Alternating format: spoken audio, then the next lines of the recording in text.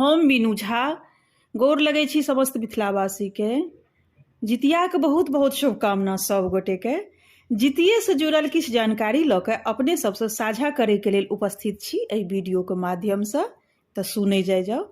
जानकारी ई अछि जे केओ गोटे पूछै छथिन कमेंट कऽ कऽ जे केना करी नहीं करी की नहीं करी ओ सब। तऽ जिनका जे हमरासँ संभव भेल हम हुनका सबके रिप्लाई दैके पूरा प्रयास केलहुँ, आगुओ करब। और ई खास बात अछि एहि दुआरेसँ ई वीडियो अछि खास सब गोटेके लेल, जतेक जुड़ल रहै छी चैनल परमे सब गोटेके लेल ई जानकारी अछि। एहि दुआरे जे देखियौ केओ गोटे हमरा पूछलखिन हँ कि जे हमर साउस डाली नहीं भरै छलखिन हँ, तऽ हम भरी डाली कि नहीं। आ शायद केओ हुनका एक बेर डाली हुनकर साथी भरि कऽ देने रहथिन, तऽ ओ चाहै छथिन जे हम डाली पुछलथि हँ ओ जे हम डाली भरनाइ चालू राखब या ओकरा छोड़ि दियौ। तऽ हम इएह कहब जे नहि, अहाँ डाली भरनाइ छोड़ू नहि, अहाँ डाली भरैत रहू। जाबत तक अहाँ व्रत करब ताबत तक डाली भरू। हमर कहैके अर्थ ई अछि जे व्रत जे नहियो करै छथिन ओहो किछु अपना घरसँ प्रसाद ओहि पूजाके स्थान परमे पहुँचा दै छथिन, जतऽ पूजा होइत रहै छै ततऽ कऽ किछु डालीमे फल फूल लऽ के जितिया लऽ के आ ओहि स्थान परमे ओ प्रसाद पहुँचा दै छथिन जतऽ पूजा होइत रहै छै, जे हमरा तरफसँ भगवानके ई प्रसाद अर्पित कऽ दियौन। हुनका कहैके हमर अर्थ ई जे हुनका घरसँ जितिया उठै नहि, जितिया जाबत तक जिन्दगी छनि ताबत तक चलैत रहै। तऽ हमर कहैके अर्थ ई छल।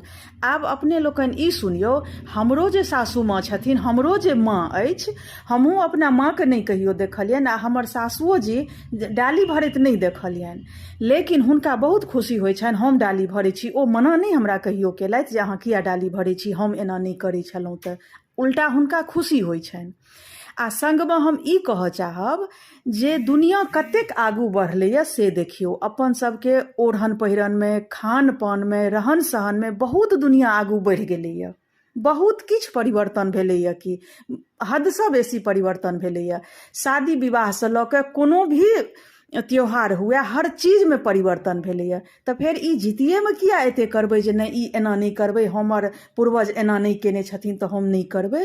नहि, जे जहाँ तक जे हुए, जे सकी ओ करू। नीक केलहा कखनो खराब नहीं होइ छै। बस अहाँ सबसँ इएह हमर निवेदन यऽ, जे जानै छियनि ओहिमे किछु बेसिए कऽ कऽ करू। बेसी केलहा कखनो कम नहीं पड़ै छै ओ, ठीक छै। इएह जानकारी छलै अपने लोकनिसँ। सब गोटेके पाबनि खूब नीकसँ सम्पन्न हुए, सभक बाल बच्चा सकुशल जतऽ छथि, देश विदेश गाँव शहर जतऽ छथि अहाँ अपना सबसँ दूर, बाल बच्चा हुनकर रक्षा होनि, हुनकर दीर्घायु होनि, हुनकर नाम होनि एहि संसारमे, तकर मंगल कामना अछि। आ मैथिली गीतमाला परिवारके तरफसँ सब गोटेके जितियाके बहुत बहुत शुभकामना। पाबनि खूब नीकसँ सम्पन्न हुए। धन्यवाद। जय मिथिला, जय मैथिली।